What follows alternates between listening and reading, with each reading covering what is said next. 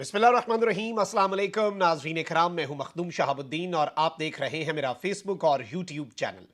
उम्मीद करता हूं आप सब लोग बखैर वाफियत होंगे और जहां भी होंगे अपने अहले खाना समेत खुश भी होंगे और महफूज भी।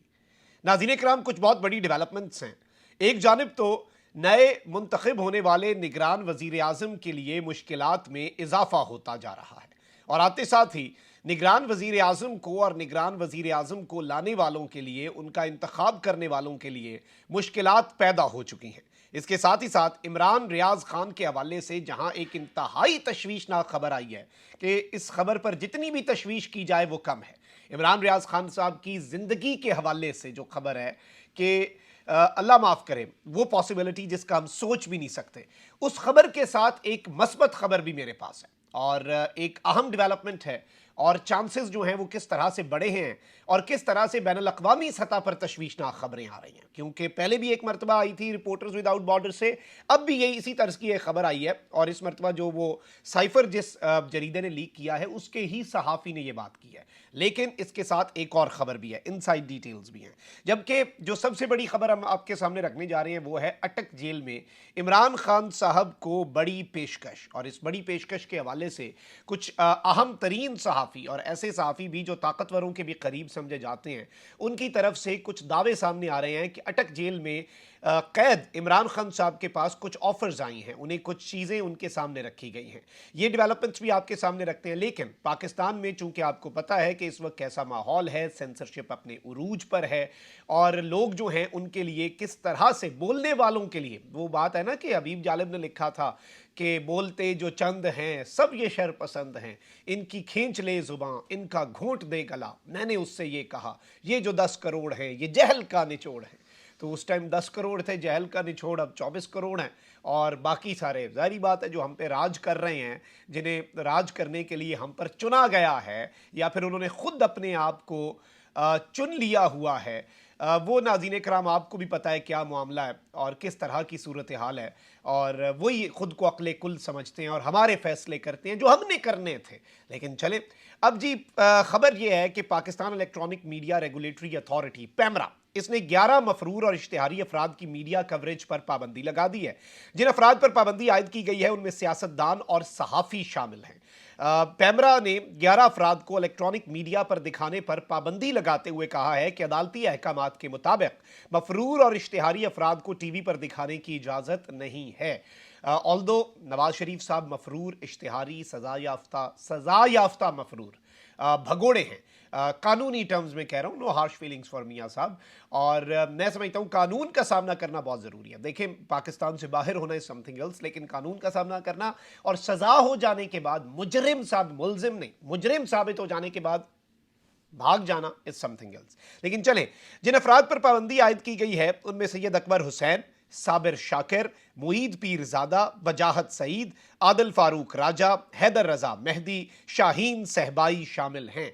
यानी अगर आपको मैं ये कहूँ कि जर्नलिस्ट या एक्टिविस्ट में से जैसे आदिल राजा एक्टिविस्ट हैं, हैदर मेहदी एक्टिविस्ट हैं, इसके अलावा जर्नलिस्ट में वजाहत सईद हैं, डॉक्टर मुईद हैं, साबिर शाकिर हैं, सैयद अकबर हुसैन हैं, इनके ऊपर जी लगा दी गई है पाकिस्तान के इलेक्ट्रॉनिक मीडिया पर पाबंदी कि ये जी मफरूर हैं, ये इश्तिहारी अफराद हैं और ज़ाहिरी बात है आपको पता है कि इन सारे अफराद के ऊपर दहशत गर्दी के मुकदमात हैं। कुछ पर चंद मुकदमात हैं, कुछ पर लातादाद मुकदमात हैं। ये मुकदमात दुरुस्त हैं, सही हैं, मामला कोर्ट ऑफ लॉ ने करना है। फ्रीडम ऑफ एक्सप्रेशन का जहाँ पर सवाल आता है उसमें मेरी हमेशा से राय एक रही है। इवन आप ये देखें कि बहुत ज़्यादा मामलात के ऊपर जिनमें बहुत से ऐसे लोग जो एंटी स्टैब्लिशमेंट थे उन्हें मेरी राय पसंद नहीं आई, बहुत दफ़ा ऐसे हुए कि स्टैब्लिशमेंट को पसंद नहीं है। लेकिन I always believe in one thing कि आप किसी की राइट टू से समथिंग, उसे नहीं, I do not agree with what you say but I will defend to death your right to say it. Manzoor Pashteen जब कहता था कि ये जो दहशत गर्दी है इसके पीछे वर्दी है, मैंने उस वक्त भी उसका इंटरव्यू करके उसे ये कहा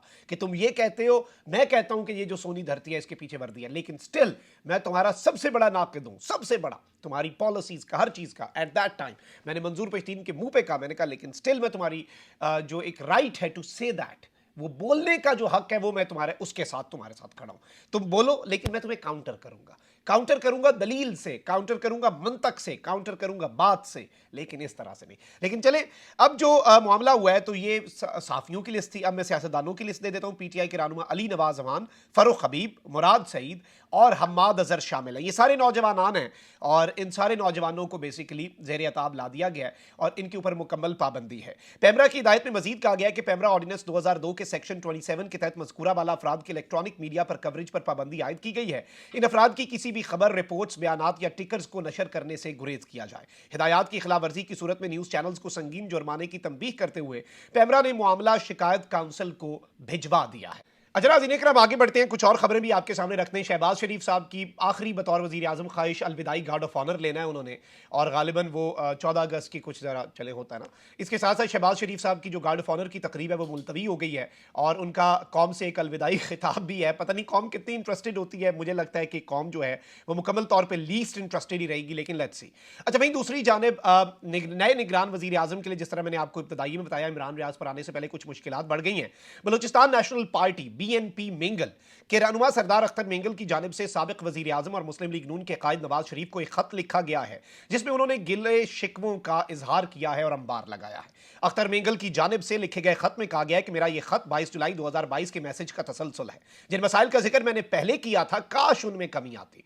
आज भी वही बलूचिस्तान, वही जबरी गुमशुदगियां, सियासी हल के बजाय बंदूक से मसले के हल की कोशिश की जा रही है। हम पर जो गुजर रही है या गुजर रही है या गुजर चुकी है वो हमारी किस्मत है। हैरानी इस बात से है कि जो आप लोगों पर गुजरी उससे अभी तक आपने सबक नहीं सीखा। उन्होंने अपने खत में लिखा कि मौजूदा हालात का हल सियासतदानों के बजाय एस्टैब्लिशमेंट की मुशावरत से तलाश किया जा रहा है।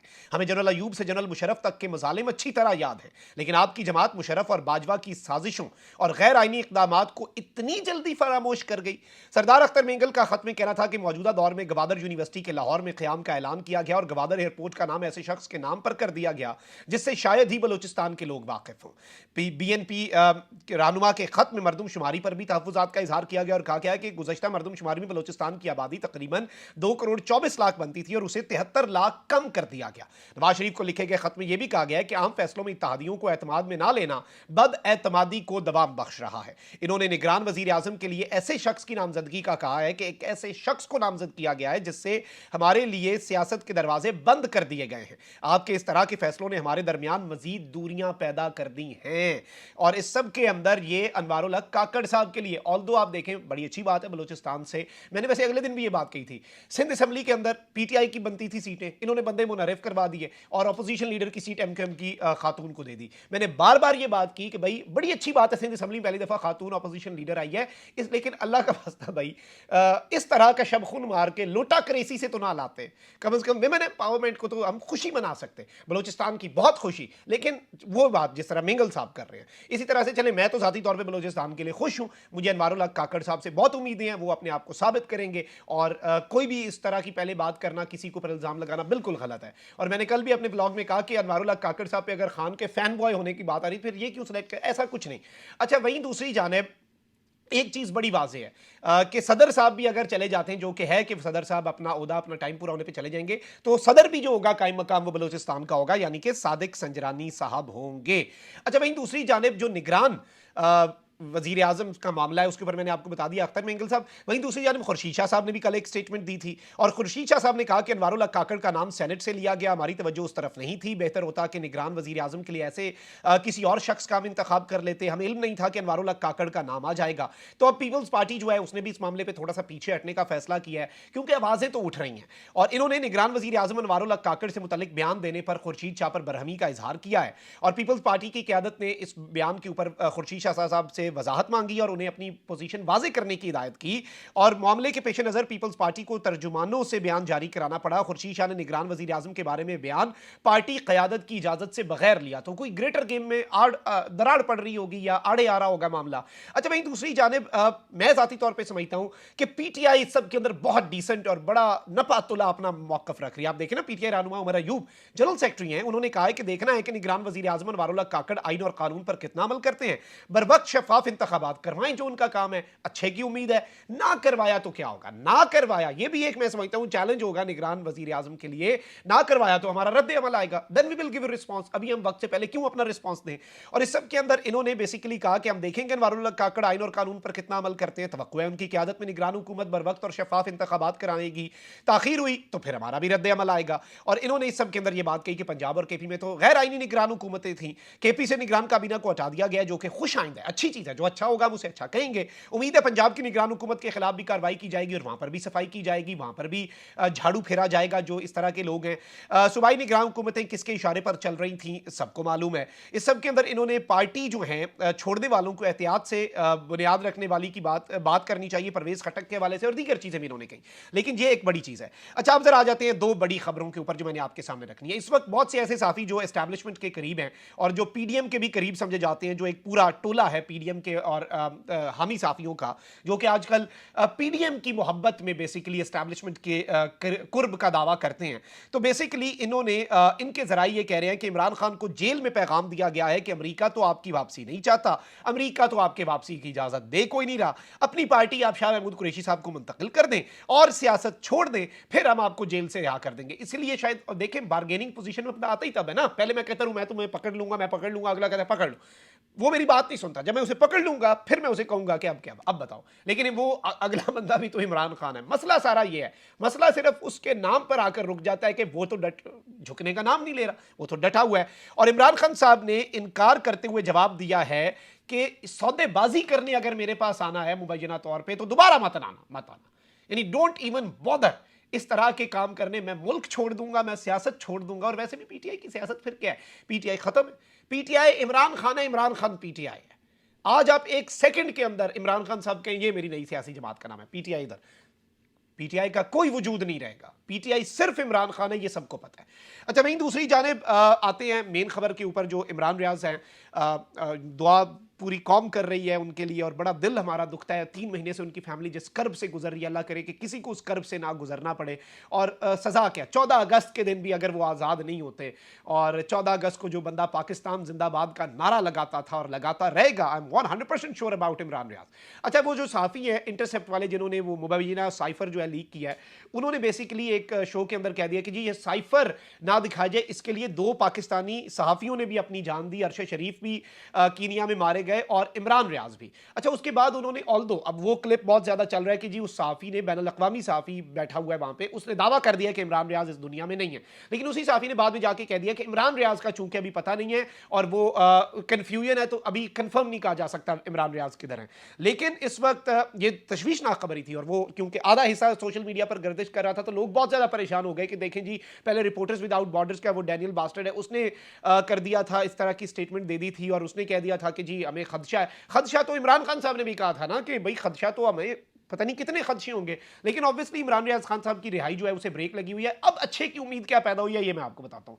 अच्छे की उम्मीद ये पैदा हुई है कि ये इतने भी भोले ये पीडीएम वाले नहीं हैं और अच्छा खासा बुक्स जो है वो नवाज शरीफ साहब के दिल में भी और मरियम के भी दिल में और इन सब के जो भी बोलता है, और इन्हें अच्छी खासी तकलीफ भी होती है। और ये सारा मलबा इनकी कोशिश होती है ये अपने साफियों के जरिए एस्टैब्लिशमेंट पर डलवाएं, लेकिन ये भी बीच में अच्छे खासे फैसलों के अंदर होते हैं इन्वॉल्व। ऐसा नहीं है कि ये सब कुछ एक ही जगह से तारे हिल रही होती हैं। तो अब चूंकि ये इक्तदार के ऐवानों से निकल रहे हैं, तो उसके बाद एक मरतबा फिर कुछ उम्मीद पैदा हुई है। ये मैं आपको बस अभी इतनी ही खबर दे सकता हूं, इससे ज्यादा खबर अभी नहीं दे सकता। उसके बाद कुछ उम्मीद पैदा हुई है कि मामलात इंशाल्लाह दुरुस्त हो सकते हैं और बेहतर समत में जा सकते हैं इमरान रियाज खान साहब के हवाले से। लेकिन शर्त एक ही है, दुआ और आवाज उठाते रहें। आवाज उठाएंगे, प्रेशर बढ़ेगा। अपना बहुत ख्याल रखें। अल्लाह निगहबान। पाकिस्तान जिंदाबाद।